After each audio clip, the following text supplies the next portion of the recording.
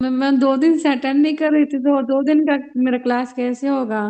मैं तो कुछ नहीं पढ़ी हूँ। रिकॉर्डिंग मैंने बोल दिया है, बट एक्चुअली क्या, मेरा मोबाइल भी हैंग हो रहा था और लैपटॉप भी, तो मैंने अपलोड नहीं किया है अभी। तो मैंने पूजा जी को बोला है, हमारी टीचर है आपकी, वो भी उनको बोला है, तो वो पूजा जी अभी करके देंगी, तो 1-2 दिन में अपलोड होगा, ठीक है। और जब तक जो बुक्स है वो मैं बता दूंगी कैसे कैसे टेस्ट के लिए, यस लेकिन तैयार मैम। रहेंगे। चलिए प्रेयर कर लेते हैं। मैम कब टेस्ट होगा? परसों, परसों टेस्ट आपका। तो कितना तक टेस्ट होगा मैम, बताओगे तब तो तैयारी करूंगी। अभी बता मैम रही हूँ ना। समझ नहीं आ रहा है स्टार्ट। अच्छे से क्वेश्चंस।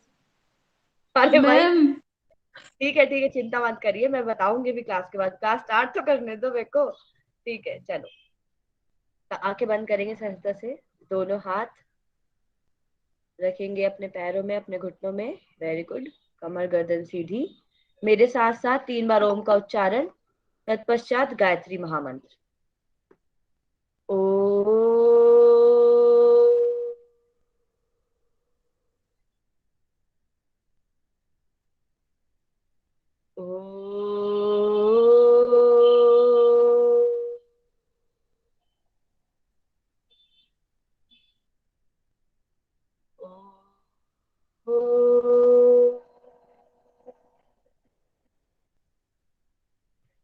ॐ भूर्भुवः स्वः तत्सवितुर्वरेण्यम्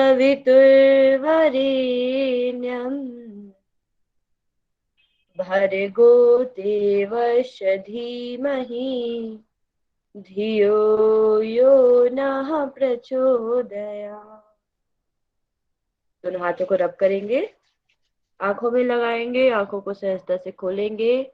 again rub your both palm, make a positive covering outside your body. Now open your eyes.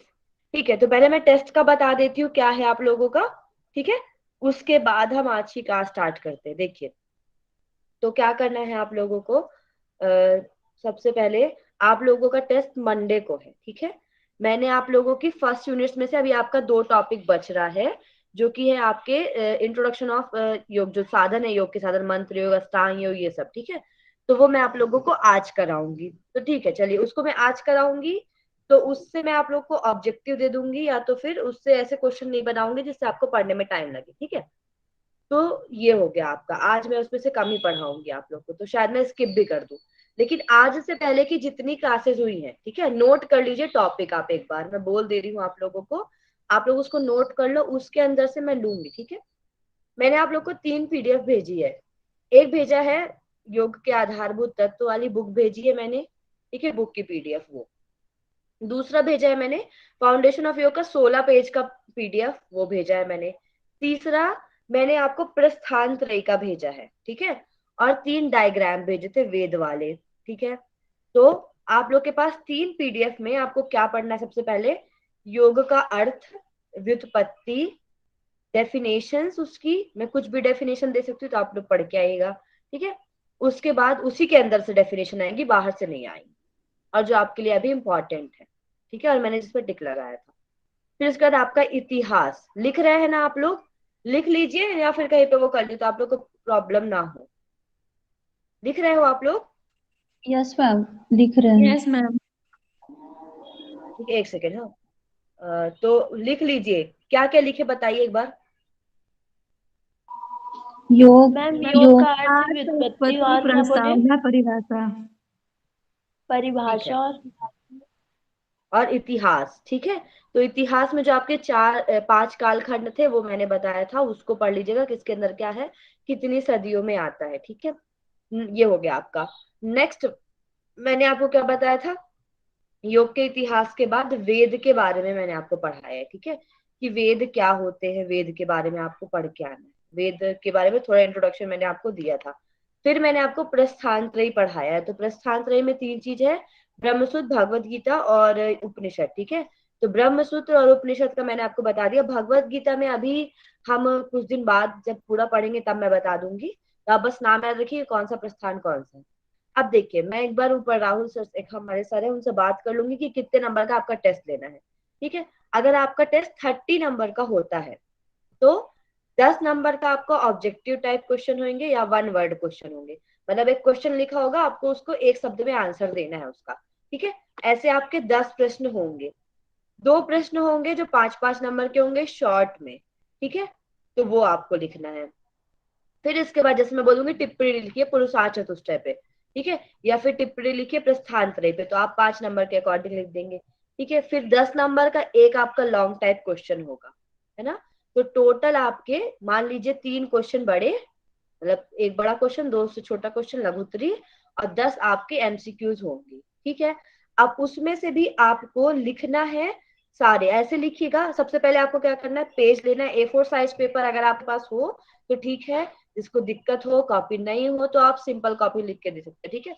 मेरे को आपका पैसा वेस्ट करने का बिल्कुल भी इरादा नहीं है, तो जो कॉपी आपके पास हो आप उसमें लिख सकते हो, बट थोड़ा क्लियर होना चाहिए, ठीक है। क्या करना है आपको, ऊपर अपना एक साइड अपना नाम लिखोगे, ठीक है। उसके जस्ट नीचे अपने सब्जेक्ट का नाम लिखोगे। दूसरे साइड में, मतलब आपके लेफ्ट हैंड साइड, इस साइड में आपको क्या करना है, लेफ्ट साइड घर होता है ना पेज का, पता है ना, कि ये वाला साइड आप सामने रखोगे पेज का, तो जो आपका ये साइड पड़ेगा, मेरे को उल्टा दिख रहा होगा, ठीक है। तो वो आपका नेम, और वो इधर साइड आप डेट, कहीं पे भी लिख दो, आपका नाम समझ में आना चाहिए मेरे को, ठीक है। डेट लिख दोगे, टाइम लिख दोगे, कितने बजे से आपका एग्जाम था। तो आपका एग्जाम 4 बजे से लेकर जो आपका क्लास का टाइमिंग होता है, 4 से 5 रखूं या 3:30 से रखूं, ये बता दो आप लोग। आप लोग में से मैम वो चार वाली से क्लास पाँच में। कम्युनिकेशन की करते हो आप लोग? मैम मैम, 3:30 बजे से रख लीजिए। हाँ इसलिए शायद इसे बोली, क्योंकि देखिए संगीता को भी जाना पड़ता है और कुछ लोगों को, तो 3:30 से मैं क्लास रख के 4:30 पे एंड करूंगी, और आपको उसके बाद मीटिंग ज्वाइन करना है, ठीक है। मीटिंग ज्वाइन करना है 15-20 मिनट के लिए, बस। आपको क्या करना है, आपको 1 घंटे के टाइम में लिखना है। या तो नहीं भी रखूंगी मीटिंग, कोई दिक्कत नहीं, रखू या ना रखू मीटिंग उस दिन क्लास के बाद, रख लीजिए बताइए। मैम। ठीक है, तो आपको क्या करना है, आप 1 घंटे का आपका एग्जाम होगा, ठीक है। 1 घंटे के एग्जाम के बाद आपको 10 मिनट एक्स्ट्रा मिलेगा। उसमें आपको क्या करना है, अपना जो पेपर है, और मतलब जो भी है उसको स्कैन करके पीडीएफ बना के मेरे को आप सेंड करेंगे मेरे पर्सनल नंबर पे, ठीक है। तो आपको एग्जाम, मतलब जो आपको क्वेश्चन पेपर है वो 3:10 पे मैं सेंड कर दूंगी, ठीक है। 3:10 या 3:20 तक मैं सेंड करूंगी। आप लिखना शुरू करना, मेरे को 4:40 तक दे देना। 20 मिनट की आपकी मीटिंग होगी, 15-20 मिनट की, ठीक है, उस दिन मंडे को, बस। इतना समझ में आया? नेहा, प्रियंका, आप लोगों को कुछ कंफ्यूजन? लोमस आपको? मैम वो तो सब देख के लिख लेंगे ना, वैसे में हाँ, तो। और उसके बाद भी ठीक है, ये तो आप देख के लिखोगे। हाँ। अब जब दूसरा दिन होगा आपका ट्यूसडे, ठीक है, उस दिन जिसके नंबर सबसे ज्यादा आएंगे, है ना, मैं सबके नंबर भी देखूंगी। आप लोगों से उसी दिन क्वेश्चन आंसर मैं ओरल पूछूंगी, वीडियो ऑन करा के, ठीक है, तुरंत तुरंत। या तो उसी दिन जिस दिन आपका टेस्ट लूंगी, उसी दिन आप लोगों का फिर से वीडियो में 15-20 मिनट का एमसीक्यू मैं पूछूंगी नेम वाइज, ठीक है। तो आपको वीडियो ऑन करके और वो करना है, ठीक है। इतना समझ में आया? अब प्लीज ऐसे इतना ध्यान रखिएगा, या तो मैं ये भी कर सकती हूँ कि पूरे टाइम वीडियो ऑन करा के आप लोग 1 घंटा अपनी क्लास लिखो। बताओ कैसा करना है? हमारे यहाँ केरला में ऐसे होता था, टीचर्स ऑन कर देते थे, बैठे रहते थे, ऐसे देखते थे स्टूडेंट्स को। आपको अपना भी कैमरा ऑन रखना है, मेरा भी कैमरा ऑन रहेगा, बताइए। ये या सही आप है लोग मैम। ईमानदारी से, नहीं नहीं, हम लोग लिख के ठीक भेज है। देंगे मैम। अरे नहीं रमन जी बोले नहीं नहीं नहीं। उसमें क्या होगा, क्या है ना, हो सकता है कि उस दिन मैं कुछ काम में फंसा रहा हूँ तो मैं ऑफिस में ही बैठ के लिख दूंगा जो भी है। लेकिन क्या है कि वो लिखने की शैली से आपको पता चल जाएगा कि कौन हूबहू कॉपी किया है करके। अरे नहीं नहीं, बाकी वो तो पता चल ही जाता है, हम सैली बना रहे थे बच्चे अपने से। ठीक है, जैसा भी आप बोले। ठीक है, तो मैं वीडियो ऑन कर लूंगी, आप कोई चिंता मत करिए, आप वीडियो ऑन करके ना, मेरा माइक बंद रहेगा, सबका माइक बंद रहेगा लेकिन वीडियो ऑन रहेगा, बस, ठीक है। तो एटलीस्ट जी मैं मैम। देखूंगी ना आप लोग किधर किधर देख के लिख रहे हैं। नीचे भी, नीचे मत रखना कॉपी। अरे टीचर भी स्टूडेंट होता है भाई, उसको सब पता रहता है। ठीक है, तो ठीक है, तो आप लोग बस इतना देख लीजिएगा। आज आप लोग का नेक्स्ट टॉपिक पढ़ाना है मेरे को, मैं स्क्रीन प्रेजेंट करती हूँ, मैंने तो बताइएगा। 2 दिन का जो पढ़ाए हो वो आएगा तो मैं कैसे लिखूंगा, वो तो मेरे को कुछ समझ में नहीं आया है। मैंने आपको बताया ना 3 पीडीएफ है, उन 3 पीडीएफ में से आप पढ़ लो। नहीं समझ में आती नहीं चीजें, पढ़ लो बस एक बार। आपकी क्लास में से किससे बात होती है बताओ, किनसे आपकी किसी से बात नहीं होती मैम। है? हाँ चलो ठीक है, एक तो एक बात ये हो गई। अब देखिए, बॉयज बॉयज अपना ग्रुप बना लीजिए, अगर आप पढ़ना चाहते तो गर्ल्स गर्ल्स अपना ग्रुप बना लो, ठीक है। किसी एक का नंबर ले लो, वो आपको बता देगी, चाहो तो आप दोनों साथ में भी पढ़ सकते हो, ठीक है। तो कोई एक ग्रुप बना लीजिए, एक सेकंड, आप लोग ग्रुप बना लीजिए और अपना पढ़ना शुरू करिए, ठीक है। तो नेहा, मैंने 3 पीडीएफ के नाम बता दिए हैं आपको, एक बार और आप मेरे को मैसेज कर देना या ग्रुप में देख लेना, मैंने सारी पीडीएफ भेजी है, उन्हीं पीडीएफ से पढ़ के आना है। और मैंने टॉपिक का नाम बता दिया है ना, कितना कितना करके आना है, वो आप कर लोगी ना? वो योग के आधारभूत तत्व तो हो गया है मैम, बाकी वो दोनों नहीं हुआ है। हाँ, एक है प्रस्थान त्रयी वाली बुक है, वो पीडीएफ है, और एक और पीडीएफ है 16 पेज की। जो 16 पेज की पीडीएफ है, उसमें से लास्ट के 2 पेज दर्शन वाले छोड़ देना, पुरुषार्थ चतुष्टय तक पढ़ना है, ठीक है, लिख लो। तो 16 पेज की पीडीएफ भेजिए फाउंडेशन ऑफ योगा करके, उसमें से आपको पुरुषार्थ चतुष्टय तक पढ़ना है, ठीक है। उसके बाद जो एक और है प्रस्थान त्रयी वाली, वो पूरी पढ़ के आना है। उसमें भी आप अंदर योग उपनिषद कितने हैं क्या है वो छोड़ देना अंदर का, वो मैं नहीं पूछूंगी आपको, ठीक है। Yes ma'am. हाँ, बाकी परेशान मत होइए, एक सेकंड लिखिएगा।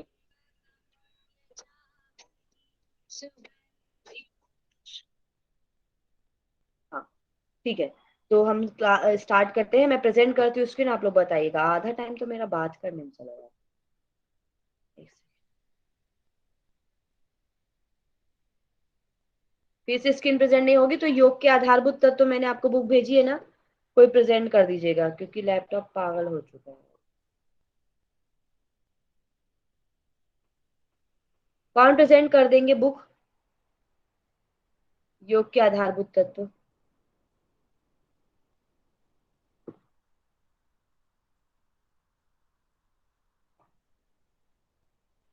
मैम मैं तो कर नहीं पाऊंगी क्योंकि मैं 10 मिनट में निकल जाऊंगी, फिर उसको रोल वो करने में दिक्कत होगा। अच्छा, और कौन कर देंगे प्रेजेंट? प्रियंका आप कर दो। प्रियंका कर दोगे आप प्रेजेंट? मैम मेरे में तो नहीं है शायद। मैंने योग के आधारभूत तत्व बुक भेजी है आप लोगों को, देखो एक बार। लोमस यस मैम, आप कर मैं कर देंगे क्या? दूँ। हाँ, कोई भी कर दीजिए, ठीक है। देख रहा हूँ मैडम, मेरे को नहीं मिल रहा है, देख रहा हूँ। हाँ, देख लीजिए आप लोग कोई भी जो देख वो क्या सकते हैं, और मैं भी चार्ट देख बोले, रही हूँ, 5 मिनट लगेगा। वो चार्ट बोले थे, वो चार्ट बनाए हैं क्या? देखेंगे उसको तो हाँ, उसी दिन फाइनल। ना लास्ट में वो मैम चार्ट आप में आपको। आपकी तो हो रही है प्रेजेंट। हाँ, मेरी स्क्रीन प्रेजेंट हो रही है, खुल जाए ना, मेन बात तो खुलने का रहता है, खुलती नहीं है ना। क्या पढ़ाना है आप लोगों को? हाँ, खुल जाती है।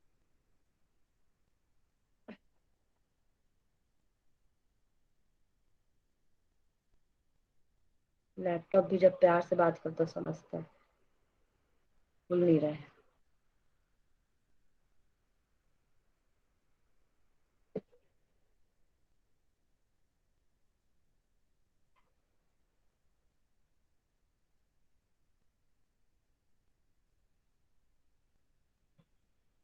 बच्चे आधा से ज्यादा तो हम नहीं अटेंड कर पाएंगे, उसी में मेरे को मैसेज आते हैं, सेकेंड ईयर वाले बच्चे।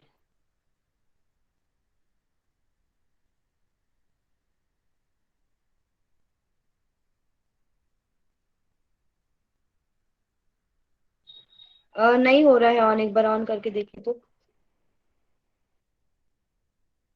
कौन सा टॉपिक प्रेजेंट करना है मैम? योग के लिए? यूनिट 9 पेज नंबर 116 होगा, आप देखिए एक बार। एक मिनट।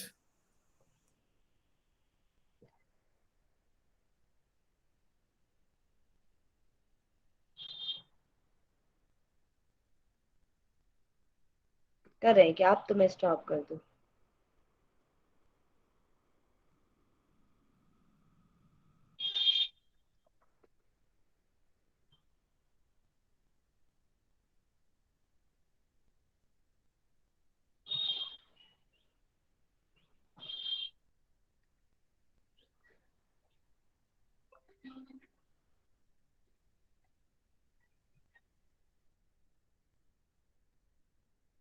लोमस प्रेजेंट कर रहे हैं क्या आप?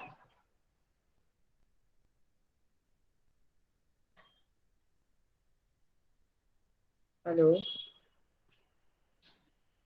नेहा प्रधान प्रेजेंट करिए, ठीक है करिए।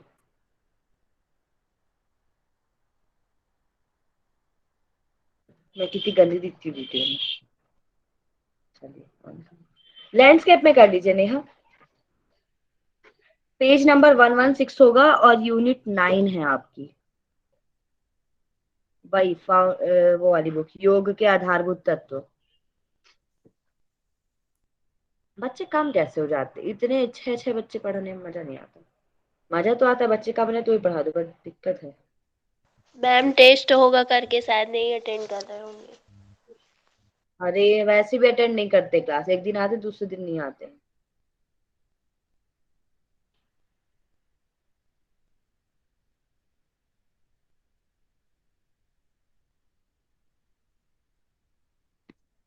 हुआ क्या नेहा? मैं फर्स्ट टाइम कर रही हूँ ना, तो मेरे को पता नहीं चल रहा है कि दिख रहा है कि स्क्रीन आपकी दिख प्रेजेंट हो रही रहा है है। प्रेजेंट, स्क्रीन प्रेजेंट हो रही है। आप फाउंडेशन ऑफ योग, जो सॉरी, योग के आधारभूत तत्व निकालिए बुक, ठीक है। अब सब हो रहा है, स्क्रीन प्रेजेंट हो रही है, आप बस आप अपना पेज में खोल लीजिए, योग के आधारभूत तत्व, और पेज नंबर 116 होगा, यूनिट 9।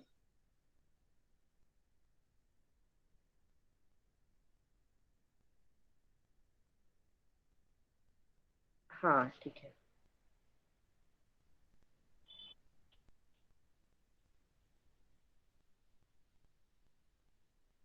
ये स्लाइड हो रहा है तब तक। आप लोगों में से किसने किसने टेबल बना ली है, हाँ या ना में आंसर दे दीजिए, मैसेज मैम कर दीजिए। कितना पेज? पेज नंबर 116 पीडीएफ का, यूनिट इकाई 9 लिखा होगा, देखना। अच्छा संगीता आपने कर दिया है। आप लोग अपने टेबल का फोटो क्लिक करके मेरे को भेज देना अभी क्लास के तुरंत बाद, ठीक है। फिर मैं आप लोगों को करेक्शन बताऊंगी क्या क्या है। तो कैसा लगा बनाने में, अच्छा था? मैम मैं हाँ भैया। उसको और शॉर्ट में बना सकती हूँ, लेकिन मैं थोड़ा सा लॉन्ग में ही बनाई हूँ क्योंकि हम लोग को थ्योरी भी थोड़ा पढ़ना है ना इसमें करके। हम्म, ठीक है। आप अपने अकॉर्डिंग बनाइए, नेट के हिसाब से भी मैं आपको बनवा रही हूँ, ठीक है। अगले बार आपका जेआरएफ क्लियर हो ही जाए। जी मैम। जब मैं पढ़ाऊँ तब तक आप लोग का हो जाना चाहिए, ठीक है। मैम बस यही है, हाँ यही है नेहा। इसको लैंडस्केप में कर दो, रोटेट कर दो स्क्रीन बस एक बार।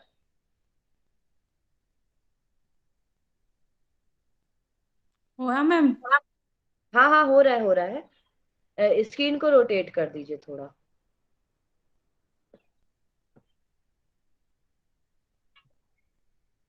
मेरे को स्क्रीन छोटी मैम दिख रही है। दिख रहा है कि नहीं दिख रहा है? दिख रहा है नेहा। स्क्रीन को आप रोटेट कर दो तो थोड़ा बड़ा दिखेगा, समझ गए? स्क्रीन को रोटेट करना मतलब स्क्रीन रोटेशन करते हैं ना फोटो बड़ी देखने के लिए, वैसे रोटेट कर दो। हाँ हुआ आप मैम। लोग को दिख रहा है? आप सभी को दिख रहा है, बाकियों को? हेलो, दिख रहा है, दिख रहा दिख रहा है है। मैम, दिख रहा है। ठीक है, मेरे को भी दिख रहा है और बाकी लोग को भी दिख रहा है, क्योंकि मेरे को पढ़ाना है तो मेरे को ज्यादा अच्छे से दिखना चाहिए, ठीक है। अब देखिए आप लोग के सिलेबस में अलग अलग योग है, ठीक है। अष्टांग योग, कर्म योग, मंत्र योग, भक्ति योग, अलग अलग प्रकार के योग बताए गए हैं, है ना। आपको पढ़ना है वो। तो आपको क्या करना है, आपको इन योग के बारे में थोड़ा थोड़ा इंफॉर्मेशन होनी चाहिए अभी, फिर आपको इसको एलेबोरेट करके पढ़ना है। नीचे कर दीजिए स्क्रीन नेहा, हम्म। नीचे कर दीजिए स्क्रीन थोड़ा। हाँ ओके। अब देखिए आज हम पढ़ने जा रहे हैं अष्टांग योग और कर्म योग, ठीक है। अब मैं आपको इसके बारे में बताती हूँ। अष्टांग योग जो है आपके एग्जाम में आने वाला सबसे ज्यादा क्वेश्चन जो है अष्टांग योग से ही आता है, इतना तो आप लोग याद रखो, ठीक है। अब देखो बाकी लोग को प्रेजेंट हो रही है ना स्क्रीन? यस जी। मैम। Yes ma'am. हाँ मैम। ठीक है ठीक है। चलिए एक सेकंड, मैं अपना थोड़ा सा स्क्रीन रोटेट करके मैं दूसरे मतलब मोबाइल से बना दूं जिससे मैं जूम कर सकूं। हाँ चलिए। तब आपको क्या पढ़ना है, आपको पढ़ना है अष्टांग योग के बारे में। अष्टांग योग है क्या, किस पुस्तक में बताया गया है इसके बारे में, ठीक है। और मेन इसमें क्या क्या चीजें हमें इसमें पढ़नी है, ठीक है। तो डायरेक्ट थोड़ा नीचे करके 9.3 लिखा होगा नेहा, प्रेजेंट कर दो बच्चों को, अष्टांग योग, ठीक है।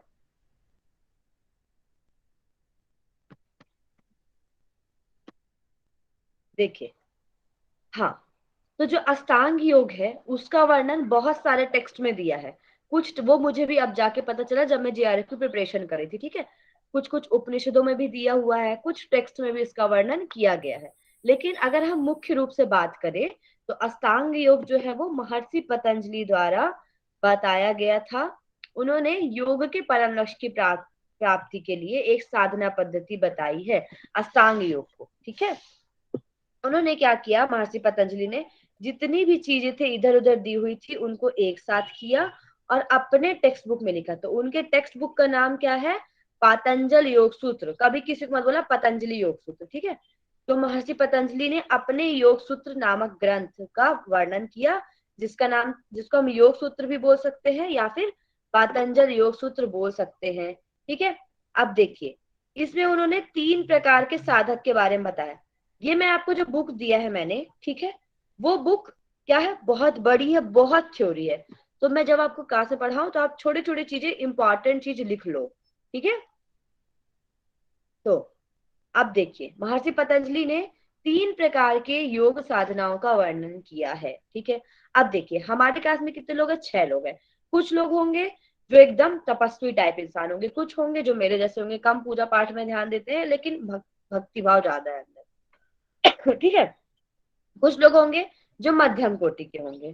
तो उन्होंने क्या किया, महर्षि पतंजलि ने सबके लिए साधना बताई। तो उन्होंने 3 प्रकार के योग साधना का वर्णन किया, ठीक है, अपने उसमें। सबसे पहले उत्तम कोटि के साधक के लिए, ठीक है।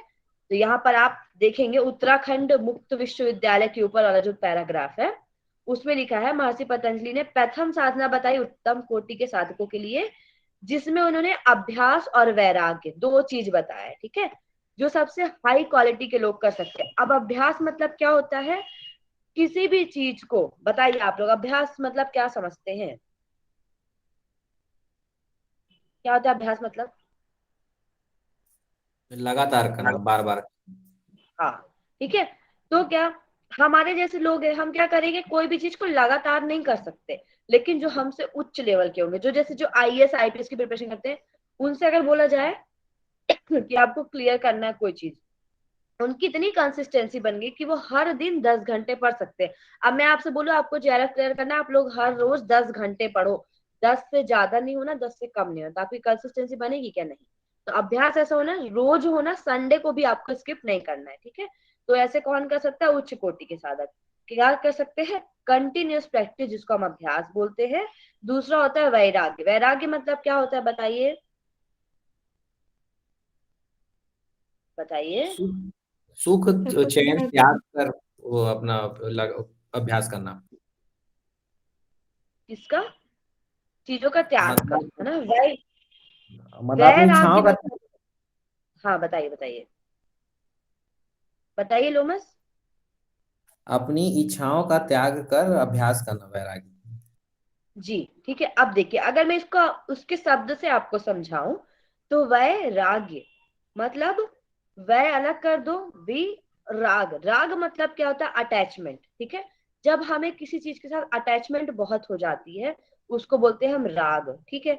अब देखिए, मैं जेआरएफ कर रही हूँ लेकिन मेरे को इससे अटैचमेंट हो गया, मैं इसी में फंस रही हूँ, पीएचडी के लिए सोच ही नहीं रही हूँ, तो वो भी बुरी बात है। तो हमें जब भी कोई प्रयास करना है तो वैराग्य से करना है, मतलब राग को हटाकर। राग मतलब होता है अटैचमेंट, वैराग्य मतलब होता है डिटैचमेंट, उससे दूर जाना। तो उच्च कोटि के साधक के लिए महर्षि पतंजलि ने 2 चीजें बताई है, अभ्यास और वैराग्य, ठीक है, उत्तम कोटि के साधक के लिए। फिर नीचे दूसरे पैराग्राफ, दूसरे पेज में दिया है 118 में, उत्तम कोटि के साधक, नीचे कर दीजिए नेहा। उत्तम कोटि के साधक ईश्वर प्राणिदान द्वारा भी साधना करके समाधि भाव की प्राप्ति कर सकते हैं, ठीक है। अब कैसे कर सकते हैं, देखिए, तो कुछ कुछ लोगों की भक्ति क्या होती है, इतनी शक्ति होती है भक्ति में। जैसे इसका एग्जाम्पल बताइए, भक्ति का एग्जाम्पल कोई बताइए मुझे। मीराबाई। मीराबाई, ठीक है। मीराबाई हो गए, उन्होंने क्या किया, उन्होंने अपने सारी चीजों को, एक सेकंड रुकिए, क्या हो गया, ओ हाँ, ठीक है। तो मीराबाई ने क्या किया, मीराबाई ने अपने आप को पूरी तरीके से समर्पित कर दिया। तो हम ईश्वर प्रायधान के द्वारा भी भगवान तक पहुंच सकते हैं।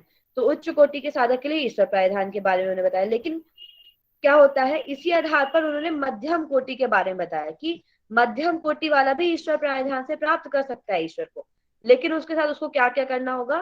तो उन्होंने मध्यम कोटि के साधक के लिए क्रिया योग का वर्णन किया अपने दूसरे अध्याय में।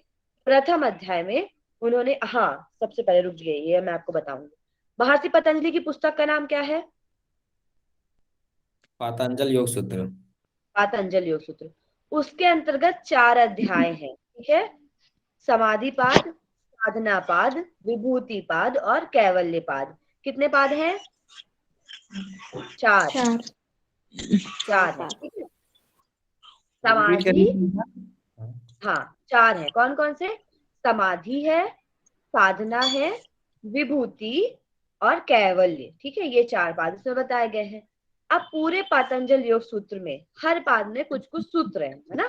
तो जो सूत्र संख्या है वो है आपकी 51, 55, 55, 34। मतलब पहले पाद में 51 सूत्र है, ठीक है, लिख लीजिए। पहला पाद समाधि पाद में 51 सूत्र है। दूसरा पाद है आपका साधना पाद, उसमें 55 सूत्र का वर्णन है, ठीक है। तीसरा पाद है आपका विभूति पाद, उसमें भी 55 सूत्र बताए गए हैं। और आपका जो चौथा पाद है उसको बोलते हैं हम कैवल्य पाद। हाँ दिव्या, कुछ बोल रहे हो आप? Divya, no ma'am. आप लोग कुछ बोल रहे हो क्या? ठीक है, चलिए। तो मैंने यहाँ पे टाइप भी कर दिया मैसेज में, 51, 55, 55, 34, मतलब टोटल कितने हुए? 195 सूत्र जो है पतंजल योग सूत्र में बताए गए हैं, है ना। 195, कहीं कहीं पर 196 भी बोला जाता है। जो 35 को 34 को 35 कंसीडर करते हैं लोग, या कभी कभी 56, ठीक है। तो अगर आपसे पूछा जाए तो 195 ऑथेंटिक है। अब मुझे बताइए कितने पाद है समान उसमें अष्टांग योग में पतंजलि योग सूत्र के अंतर्गत? 4 पाद। 4, ठीक है। पहले पाद का नाम बताइए शुभ्रा। समाधि पाद। दूसरे का नाम बताइए प्रीतिका। साधन पाठ। लोमस, तीसरे का नाम बताइए। विभूति पाद 55 सूत्र। हाँ वेरी गुड। अनिमेश, आप फोर्थ वाले का बताइए। कैवल्य मैम 34। वेरी गुड, ठीक है। टोटल बताइए कितना है संगीता? 195 मैम। वेरी गुड, ठीक है। तो टोटल 195 है। अब देखिए प्रथम अध्याय में जिसको हम बोलते हैं समाधि पाद, उसमें इन्होंने उच्च कोटि के साधक के लिए अभ्यास और वैराग्य का वर्णन किया है। अब आता है दूसरा अध्याय जिसको हम बोलते हैं साधना पाद। इसके अंतर्गत इन्होंने मध्यम कोटि के साधक के लिए क्रिया योग का वर्णन किया है, ठीक है। अब वो बोलते हैं कि क्रिया योग होता क्या है। तो देखिए यहाँ पर लिखा है, उन्होंने दूसरे अध्याय का पहला सूत्र, दूसरे अध्याय का नाम क्या था? जल्दी बताइए। साधना, हाँ, साधन पाठ।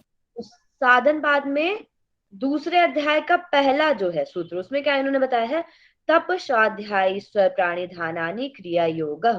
उन्होंने क्रिया योग 3 चीज को बताया है, तप स्वाध्याय और ईश्वर प्राणिधान, इनको मिलाकर हम क्रिया योग कहते हैं, जिसका उद्देश्य समाधि प्राप्त करना है और क्लेशों को छीड़ करना है, ठीक है।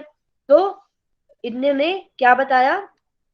पहले उच्च कोटि वालों के लिए अभ्यास और वैराग्य, निम्न मतलब मध्यम कोटि वालों के लिए क्या बताया? जल्दी बताइए। क्रिया योग। क्रिया क्रिया योग, योग। ठीक है। अब तृतीय प्रकार जो कि सामान्य कोटि के साधक होते हैं, हमारे जैसे लोग, ठीक है, जिनको भाई कुछ नहीं पता, मतलब एकदम अभी इंटर किए हैं, तो उनको उन्होंने क्या बताया? जिनका ना तो शरीर शुद्ध है ना ही मन शुद्ध है, लेकिन हम लोग का शरीर और मन शुद्ध है, हमसे भी जो निम्न कोटि के लोग हैं, मतलब आप जैसे बोलो कि चोर को योगी बनाना, ठीक है, तो उनके लिए बात कर रहे हैं ये। तो ना तो जिनका शरीर शुद्ध है ना ही मन शुद्ध है, ऐसे साधकों को प्रारंभ से साधनारत करते हुए महर्षि पतंजलि ने अष्टांग योग के बारे में बताया है। तो निम्न कोटि के साधक के लिए अष्टांग योग के बारे में बताया, ये भी आपके द्वितीय अध्याय में है। कौन सा द्वितीय अध्याय, नाम क्या है? साधन पाद। साधना साधन पाद। पाद, ठीक है, साधना पाद, साधन पाद, ठीक है। तो इसमें इन्होंने अष्टांग योग की चर्चा इसी के अंतर्गत की है। अब देखिए अष्टांग योग क्या है।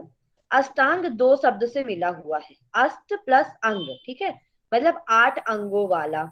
अतः अष्टांग योग वह साधना मार्ग है जिसमें 8 अंग होते हैं, जिसके द्वारा हम अपने मन की शुद्धि करते हैं और फिर धीरे धीरे शरीर की शुद्धि के बाद हम समाधि को प्राप्त करते हैं।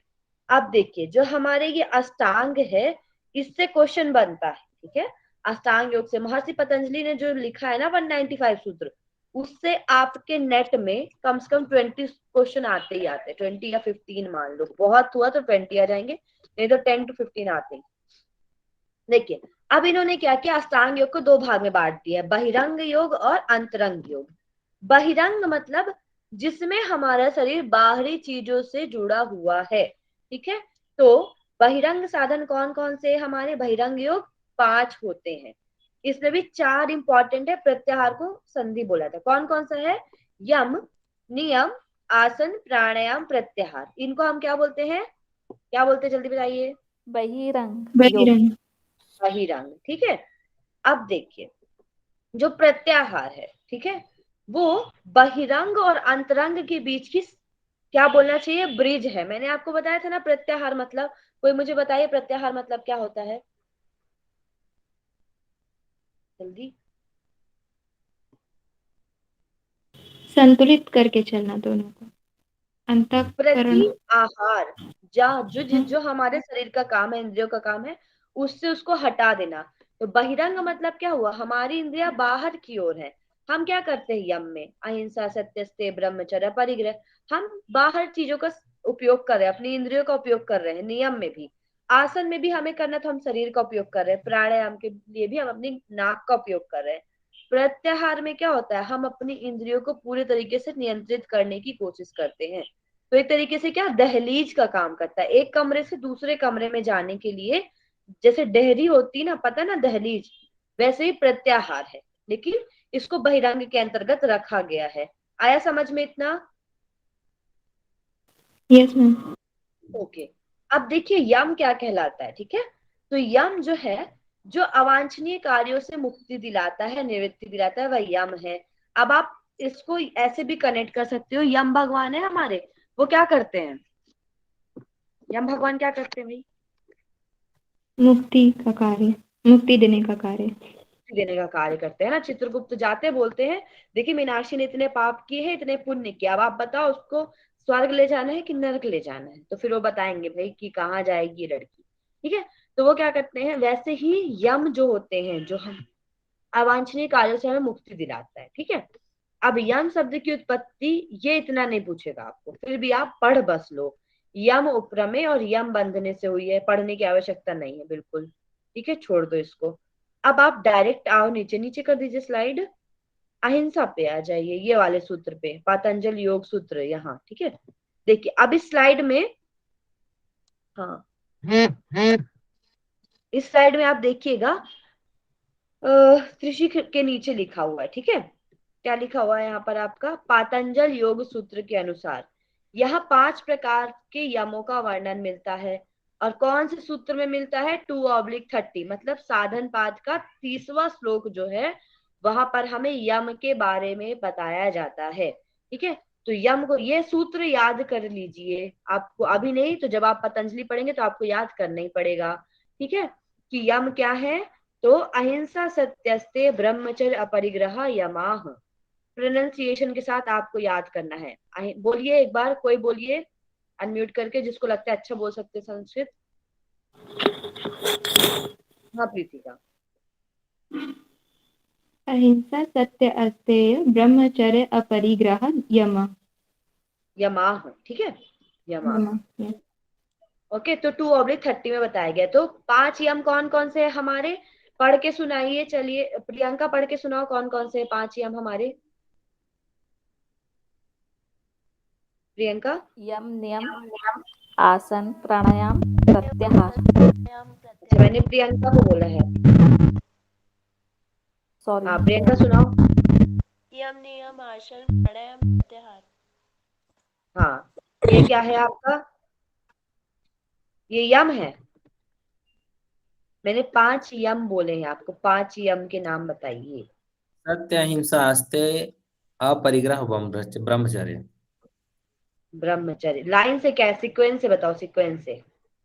अहिंसा, सत्य, असत्य, ब्रह्मचर्य, अपरिग्रह। भाई आप लोग के सामने लिखा है सीक्वेंस, तब भी आप नहीं पढ़ पा रहे।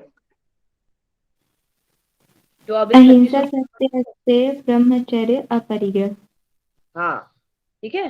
तो क्या है ये, 5 आपके यम है, इनको सार्वभौम महाव्रत कहा जाता है। नेट का एक क्वेश्चन है ये, सार्वभौम महाव्रत किसे कहा जाता है? तो किसे कहते हैं, यम को। क्यों बोलते हैं सार्वभौम महाव्रत? ये सार्वभौम महाव्रत तब बनते हैं जब जाति, देश, काल और समय की सीमा से ना बांधा जाए। इसमें सर्वप्रथम अहिंसा, मतलब कि देखिए, अहिंसा, सत्य, अस्तेय, ब्रह्मचर्य, परिग्रह, ये ऐसी चीजें हैं कि इनकी कोई सीमा नहीं है। पूरे यूनिवर्स में सभी जगह ये सत्य माना जाता है, इसलिए इनको सार्वभौम महाव्रत कहा जाता है। तो किसे कहते हैं? अब मैं आपसे क्वेश्चन पूछूंगी, अष्टांग योग में सार्वभौम महाव्रत किसे कहा जाता है? तो किसे कहा जाता है, किस अंग को कहा जाता है? यम को। यम को, ठीक है। 8 अंग है हमारे, उस 8 अंग में पहला अंग है यम। यम 5 होते हैं, नियम भी 5 होते हैं पतंजलि के अनुसार। सब में, हर टेक्स्ट बुक में अलग अलग दिया है। पतंजलि में 5 यम 5 नियम है, ये याद कर लो, ठीक है। अब इसमें क्या बताया गया, अहिंसा पे हम आते हैं, ठीक है। तो अहिंसा में क्या बताया, अहिंसा का अर्थ होता है सदा व सर्वदा किसी प्राणी का उपकार ना करना या कष्ट ना देना, अहिंसा कहलाता है। क्या कहलाता है अहिंसा? किसी को किसी प्रकार का कष्ट ना देना, अहिंसा कहता है। अब देखिए, इस पूरे बुक में सबके अकॉर्डिंग दिया हुआ है, हमें केवल पतंजलि के अकॉर्डिंग पढ़ना है, ठीक है। बाकी आप छोड़ो। तो पूरी बुक में जहां जहां लिखा होगा पतंजलि योग सूत्र में अहिंसा के बारे में ये दिया है, वो आपको कंसीडर करना है, बाकी आप छोड़ दो अभी, ठीक है। अब देखो, पतंजलि योग सूत्र में अहिंसा का फल दिया, जो व्यक्ति अहिंसा का पालन करते हैं। अहिंसा मतलब जो किसी भी प्रकार का कष्ट नहीं पहुंचाते, चाहे मन से हो, चाहे कर्म से हो, चाहे वचन से। हम क्या करते हैं, हम बोलते हैं नहीं मैं तो किसी को मारती पीटती नहीं हूँ, तो मैं अहिंसक हूँ, मतलब मैंने कभी हिंसा नहीं की है। लेकिन पीछे जाके हम 3-4 गाली सुना के आ जाते हैं बढ़िया से, मन में नहीं, मुंह में नहीं बोल पा रहे ना, कि पीछे 3-4 गाली सुना देंगे। तो हमने क्या किया, अपने वचन को खराब किया, वचन से बोले। अब गाली भी नहीं सुनते, उसके मन, उसके बारे में बुरा बुरा सोच रहा है कि भगवान वो जाके गिर जाए, गड्ढे में गिर जाए, उसका ये हो जाए, वो हो जाए। तो हम क्या करते हैं, कहीं ना कहीं हम मन, वचन और कर्म से किसी न किसी को हिंसा पहुंचाते हैं। हमको ट्राई करना है कि हम इन सब चीजों से हटें, ठीक है। तो जो व्यक्ति अहिंसा का पालन करता है तो उसको क्या मिलता है, तो उसका फल बताया गया है 2/35 में पतंजलि सूत्र में। अहिंसा की पूर्णता और स्थिरता होने पर साधक के संपर्क में आने वाले सभी प्राणियों की हिंसा बुद्धि दूर हो जाती है। मतलब इसमें जो व्यक्ति अहिंसा करता है उसके अंदर की तो बुद्धि चली जाएगी, वो कभी हिंसा नहीं करेगा, लेकिन उसके आसपास जितने लोग रहेंगे उनकी भी हिंसा बुद्धि नहीं रहेगी, वो भी अहिंसक हो जाएंगे। तो क्या लिखा है, अहिंसा प्रतिष्ठायाम तत्सन्निधो वैर त्याग। क्या है बताइए, बताइए भाई, पढ़िए कोई जल्दी से, पढ़िए कोई जल्दी। अहिंसा सभी प्राणियों के प्रतिष्ठा। प्रति ये वाला पढ़ना है। ये सूत्र को पढ़ो, अहिंसा प्रतिष्ठायाम, संस्कृत में। मैं आपको इसलिए पढ़ा रही हूँ क्योंकि ये पतंजलि योग सूत्र बहुत इंपॉर्टेंट है आपके लिए। संस्कृत पढ़िए, संस्कृत। अहिंसा प्रतिष्ठायां तत्सन्निधौ वैर त्याग। ठीक है, अब इसको पढ़िए। शुभ्रा आप पढ़ के बताओ। Yes ma'am. अहिंसा हाँ प्रतिष्ठायां तस्निधो वैर त्याग। हाँ, वह त्याग, ठीक है। 10 सनिधो वह त्याग, ठीक है।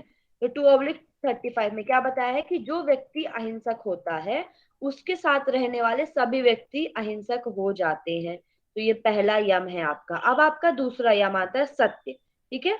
सत्य का अर्थ होता है जो हम मन में सोच रहे हैं। अब मैं यहाँ मन में कुछ आपको सुना बढ़िया रही हूँ, अच्छी अच्छी चीजें बता रही हूँ, ठीक है, लेकिन मेरे मन में कुछ और चल रहा है, मेरा वचन कुछ और कह रहा है, तो नहीं। सत्य का अर्थ है कि हम जो बोले, हम जो करें और जो हमारे मन में है, तीनों में एक रूपता हो। मैं बोल कुछ और रही हूँ, कर कुछ और रही हूँ, ऐसा नहीं होना चाहिए, ठीक है। अर्थात अर्थानुकूल वाणी और मन का व्यवसाय करना, जैसा देखा गया है वैसा ही करना, ठीक है, वैसे ही वाणी बोलना। अब मैं देख के आई हूँ कि मेरे फ्रेंड ने किसी को मार दिया, ठीक है, मतलब मेरे एक फ्रेंड है, उसको मैंने सिखाया था भाई अब बुरी चीज नहीं करना, ठीक है, लेकिन फिर भी वो गया, वो अपने 2-3 फ्रेंड्स की लड़ाई हुई तो उसने बेफालतू में मार दिया। अब आके मैंने क्या किया, मेरे को अपने फ्रेंड्स को बचाना है, मेरा काम क्या है, मेरे अपने फ्रेंड को बचाना है। तो मैंने प्रिंसिपल से क्या कहा, नहीं सर मेरे फ्रेंड ने कुछ नहीं किया। तो जो देखो, चाहे वो आपका फ्रेंड हो चाहे कोई भी हो, सत्य का आपको पालन करना है, ठीक है। कभी कभी सत्य का पालन करने को मना करते हैं कहीं कहीं, क्यों? क्योंकि बोलते हैं कभी कभी बोला गया झूठ भी सही होता है, परंतु ऐसा नहीं है। कहीं ना कहीं चीजें जो है हमारे लिए बाद में अप्रिय हो जाती, ठीक है, तो वो अच्छा नहीं। तो इतना याद रखिए कि सत्य मतलब क्या होता है, जो जैसे देखा गया है वो वैसा बोल देना, ठीक है। अब देखिए नीचे पेज करिए, पेज नीचे करिए थोड़ा स्लाइड।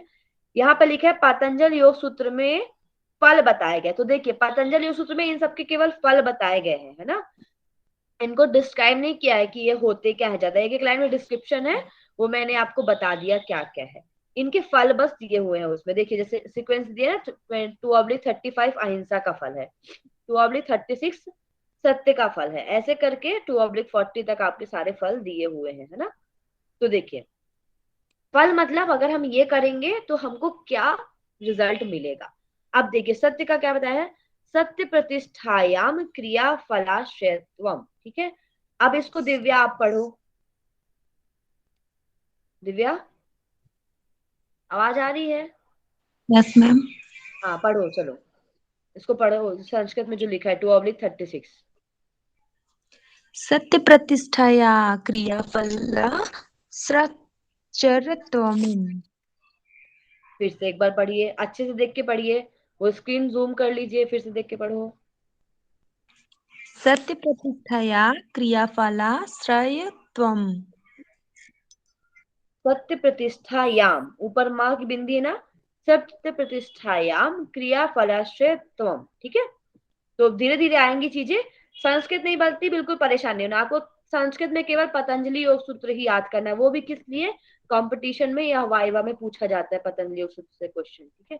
इसीलिए बाकी कोई भी टेक्स्ट में आपको संस्कृत नहीं आता, बिल्कुल परेशान नहीं, ठीक है। और पतंजलि में बहुत छोटे छोटे सूत्र है, 3-4 बड़े बड़े होंगे, ज्यादा नहीं, ठीक है।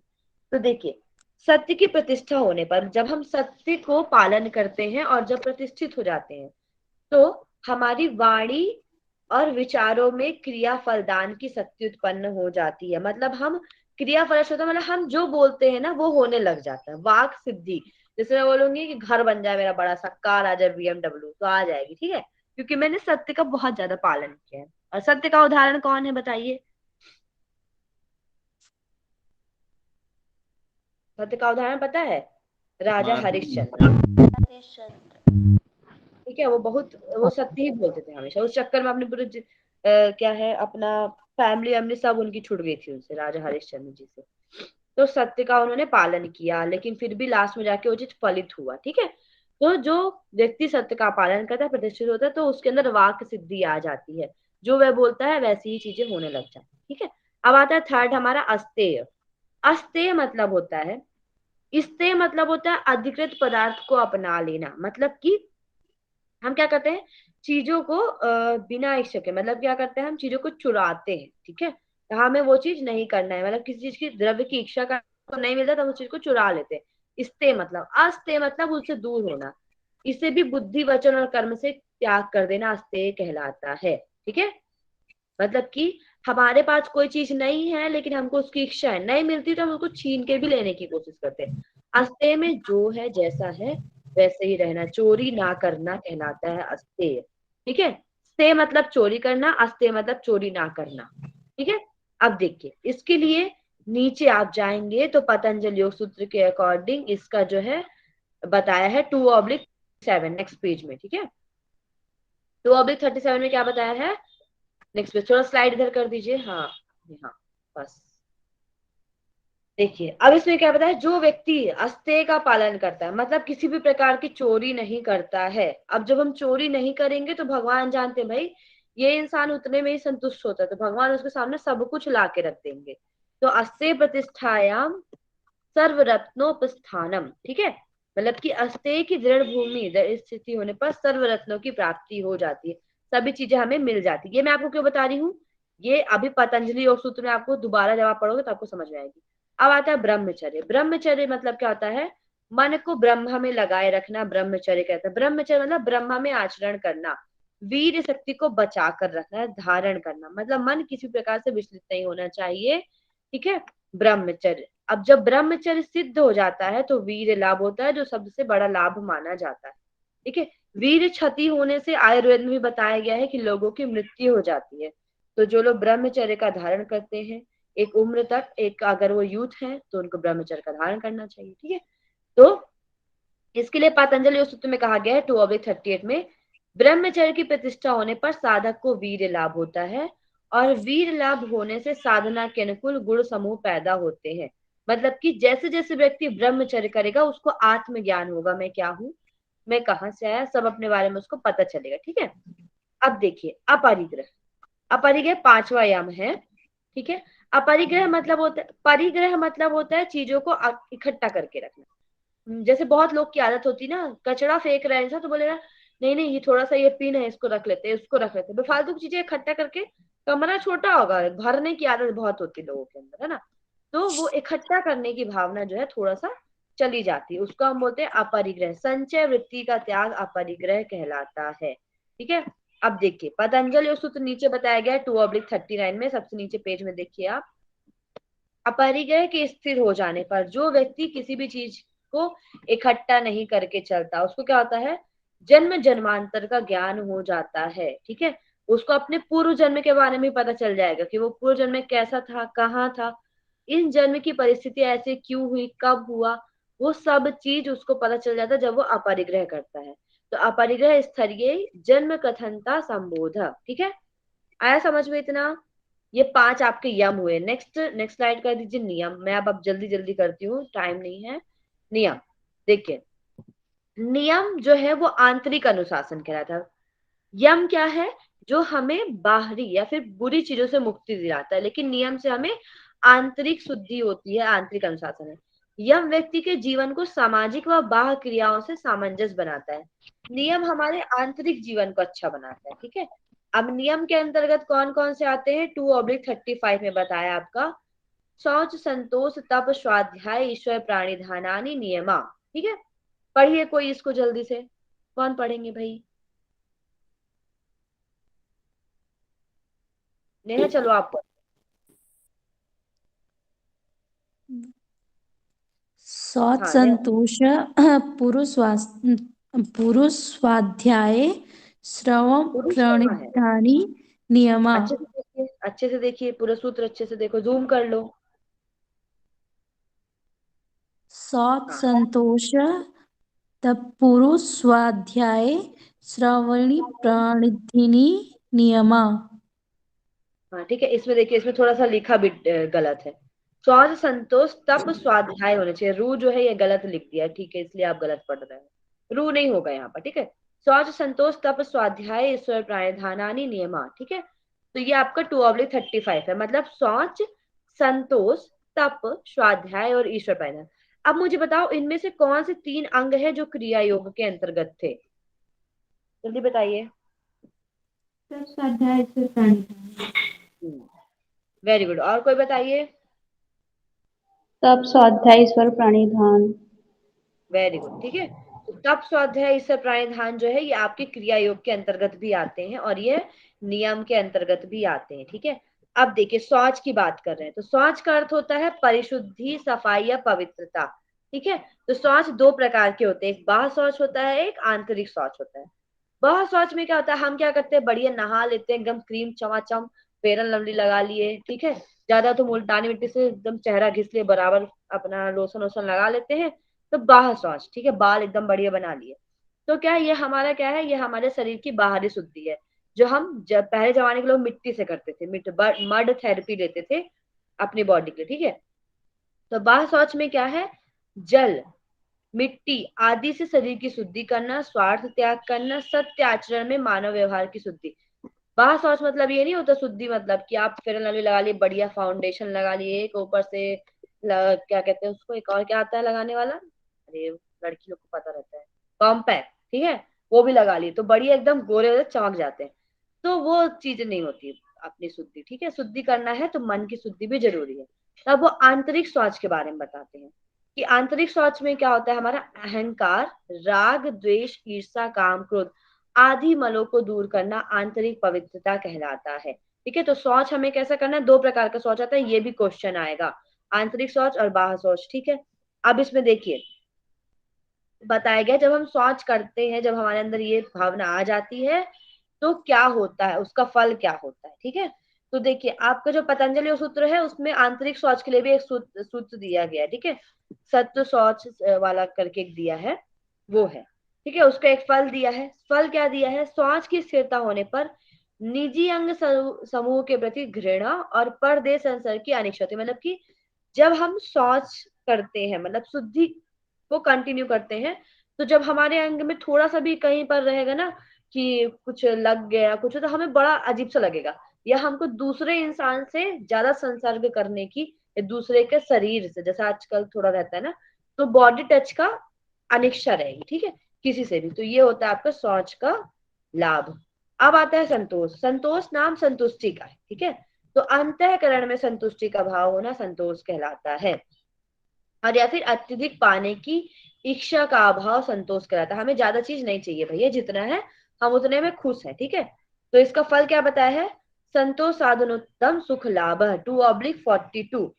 जब हम संतोष करते हैं तो चित्त में संतोष भाव दृढ़ प्रतिष्ठित हो जाने पर योगी को सुख की प्राप्ति होती है। किसकी प्राप्ति होती है, संतोष से बढ़कर कोई सुख नहीं है, तो लाभ क्या है, सुख की प्राप्ति। अब आता है आपका तप। ठीक है, तो तप मतलब क्या होता है, तप मतलब ये नहीं पता अपने आप को पूरे तरीके से जो है धूप में रखो, गर्मी, ऐसा नहीं। तप मतलब होता है अपने वर्ण, आश्रम, इन सब का स्वधर्म का पालन करते हुए मानसिक अधिक से अधिक कष्ट प्राप्त हो उसे सहर्ष करना तप कहता है। अगर हमें कोई तप मिलता है अपने स्वधर्म का पालन करते हुए, तो उसको कष्ट को सहन करना तप कहलाता है। ठीक है, तप के बारे में बताया गया, तपो द्वंद्व सहनम, सब प्रकार के द्वंद्वों को सहन करना, चाहे बहुत ठंड हो चाहे बहुत गर्मी। जैसे आर्मी मैन होते हैं हमारे, वो देखिए आप बॉर्डर में रहते हैं हमारी रक्षा करने के लिए। ठीक है, वो कितना तप सहते हैं, वो एकदम ठंड में भी रहते हैं, एकदम गर्मी में भी रहते हैं, है ना। तो जो बीएसएफ वाले रहते हैं, आपने उनको देखा होगा, बेचारे एकदम पूरे ठंड में, आप शेरशाह मूवी तो देखे होंगे, है ना, तो वो क्या करते हैं, तप सहते हैं। तप के बिना साधना सिद्ध नहीं होती है। तो योग साधना के काल में सर्दी हो चाहे गर्मी हो, भूख प्यास आलस हो, इन सब को सहते हुए जो व्यक्ति साधना करता है उसको तप कहते हैं। और इसका फल क्या बताया 2/43 में, कायेंद्रिय सिद्धि शुद्धि क्षया तपसा, तप के प्रभाव से अशुद्धि का नाश होता है। मतलब जब हम तप करेंगे तो अपने आप अशुद्धियां दूर होंगी और शरीर और इंद्रियों की सिद्धि होती है। अब आता है आपका स्वाध्याय।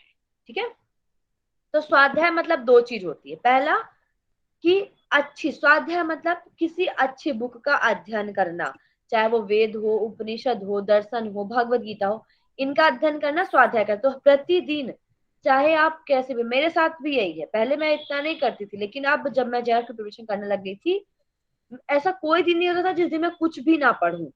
तो प्रतिदिन आप कुछ ना कुछ अच्छा पढ़ के सो, आपका एक दिन खाली नहीं जाना चाहिए।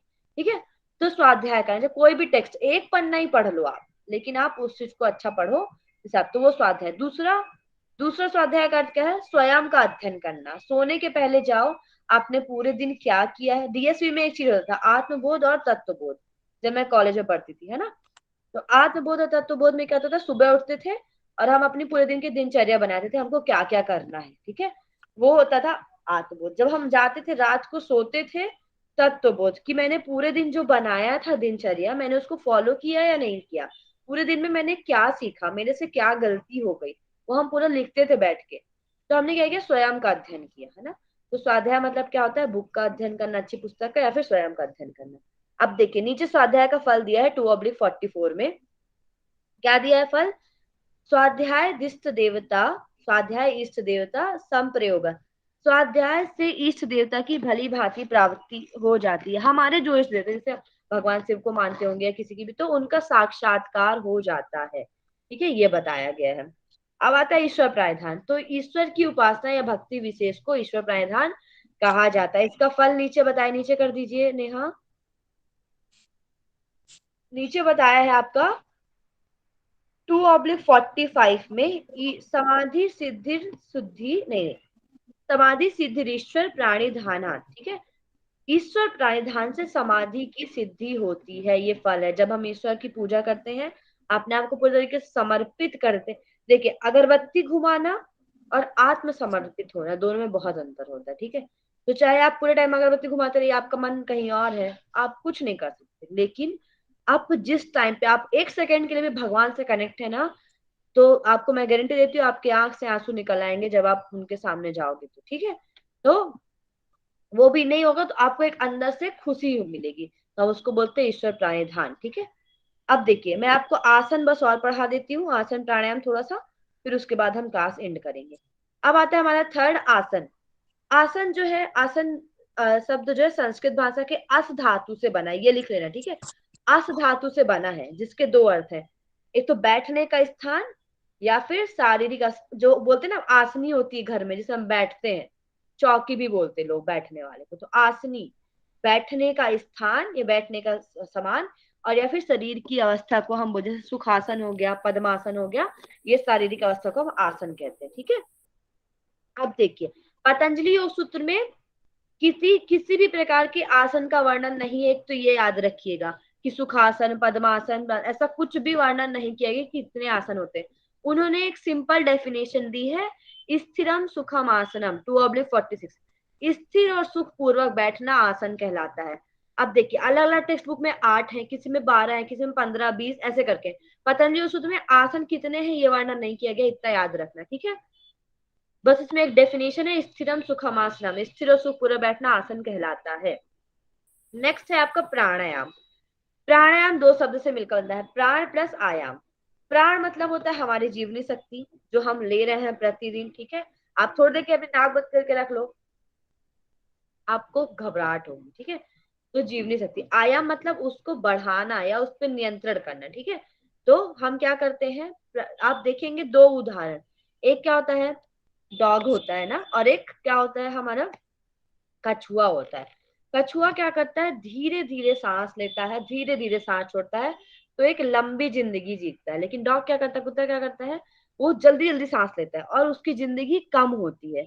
तो वैसे ही हम हैं, हम जितनी ज्यादा अपने सांस को कंट्रोल करेंगे, हम जितना ज्यादा प्राणायाम करेंगे, हमारे जीवन का विस्तार होगा, ठीक है। और जब प्राण वायु का निरोध करना प्राणायाम कहलाता है। निरोध करना मतलब रोक के नहीं रखना, आप इसका मतलब है आपको कुंभक करना है, उसको रोक के रखना है, अपनी सांस को धीरे करना, उसकी गति, ठीक है। तो योग सूत्र में क्या बताया गया इसकी डेफिनेशन, तस्मिन सति श्वास प्रश्वास योगति विच्छेद है प्राणायाम, ठीक है। तो ये जो संस्कृत इसमें दी हुई है ना, थोड़ी थोड़ी गलत दी हुई है, तो आप एक्चुअल टेक्स्ट से पढ़ेंगे पतंजलि योग सूत्र से, इनकी अगर आपको संस्कृत में पढ़ना है तो। पतंजलि योग सूत्र की मैं आप लोग को भेज दूंगी जब पढ़ाऊंगी तब, नहीं तो आप इनकी हिंदी अभी पढ़ लो, है ना। फर्स्ट सेमेस्टर में अभी आपका पतंजलि योग सूत्र है शायद, जब पढ़ाऊंगी तो मैं बताऊंगी।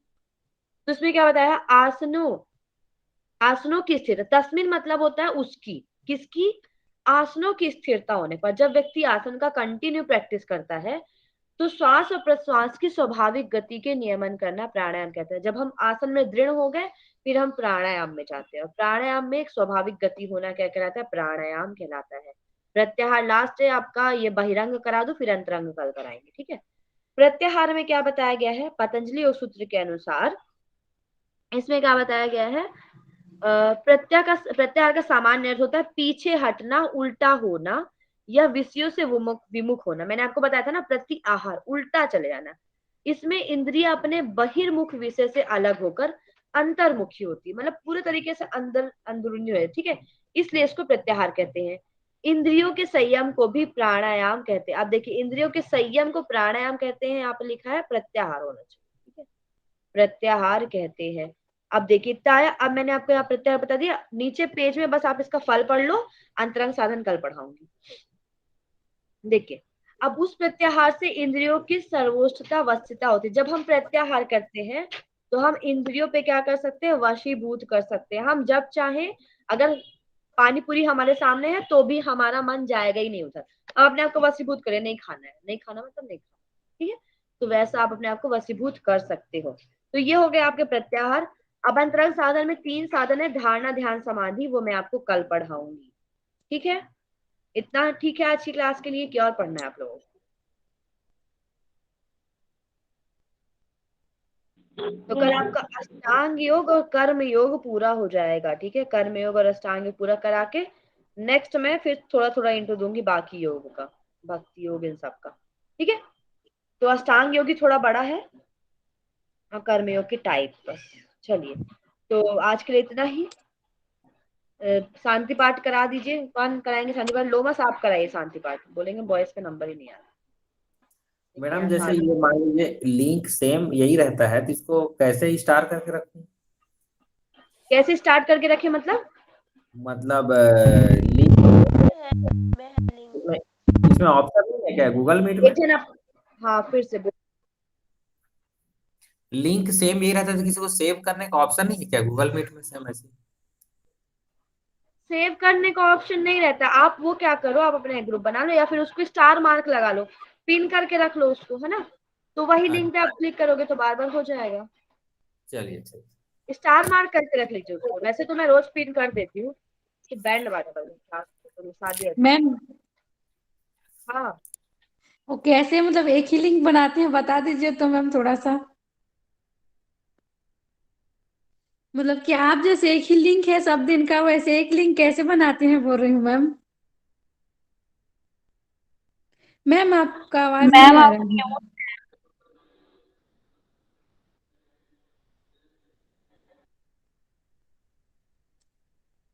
आवाज नहीं आ रहा है मैम। हेलो। आवाज नहीं आ रही है। अभी आवाज आ रही है ना? Yes ma'am. आ रही आप हम्म। बैंड बज रहा है बाहर, शादी को माहौल आ गया। हाँ बताइए। मैम आप जो लिंक भेजे हो वो मतलब एक ही लिंक है हर दिन के लिए, तो ऐसा लिंक कैसे बनाते हैं मैम बोल रही हूँ। वैसा लिंक बनाते नहीं है। मेन क्या होता है, चलाना मेरे को ही है वो लिंक, है ना। या आपकी एक ही सिंगल क्लास लेनी है, इसलिए वो हर दिन के लिए है वो क्लास। मतलब मैं ही कनेक्ट करा रही हूँ, मेरे ही है। किसी और से कनेक्ट कराओ ना तो दूसरी लिंक भी बन जाती है, सेम ही लिंक रहेगी, ठीक है। जैसे नहीं एक मैम लोग तो चलाया वो लिंक। वैसा हाँ, एक लिंक कैसे बनाते हैं मैम बोल रही हूँ, एक ही क्लास के लिए बोल रही हूँ मैम। अच्छा तो आप जाओगे गूगल मीट में ना, वहां पर न्यू लिंक करके न्यू मीटिंग करके आएगा, है ना। न्यू मीटिंग में क्लिक करना। उसके बाद आपका आएगा शेयर, मतलब वो करके गो टू द लिंक करके आएगा, तो आपको ऐसा लिंक टाइप बना रहता है ना, एट टाइप थोड़ा तिरछा। उसको क्लिक करोगे फिर शेयर इनविटेशन आएगा, वो आप भेज सकते हो, ठीक है। ठीक है मैम। ओके, तो हम क्लास रखते हैं। 1 सेकेंड, मुझे चलना पड़ेगा, फिर मुझे वहां से वहां तक आना पड़ेगा, ठीक है। चलिए, बैंड बैंड बज रहा। हाँ, तो शांति पाठ कर लीजिए, ठीक है। शांति पाठ करें। जी मैम। आइए सभी शांति पाठ करते हैं, दोनों हथेलियों को अपने गोद पर रखें और शांति पाठ। ओम सर्वे भवन्तु सुखिनः, सर्वे सन्तु निरामयाः, सर्वे भद्राणि पश्यन्तु, मा कश्चित् दुःखभाग् भवेत्। ओम शांति शांति शांति। दोनों हथेलियों को रगड़ कर अपने आंखों पे रखें। सभी को प्रणाम।